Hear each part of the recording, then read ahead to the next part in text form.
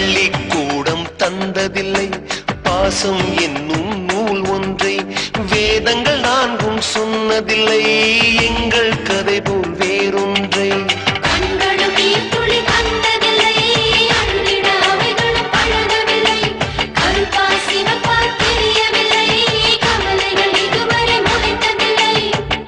சேகரித்து வைப்பதற்கு தேவை என்று எதுவும் இல்லை. இறைவனுக்கும் எங்களுக்கும் இடைவெளிகள் இருந்ததில்லை. நிலவுகள் சேர்ந்து பூமியில் வாழ்ந்ததே அது ஒரு பொற்காலம். அவரவர் வாழ்க்கையில் ஆயிரம் ஆயிரம் மாற்றங்கள், அந்த நினைவுகள்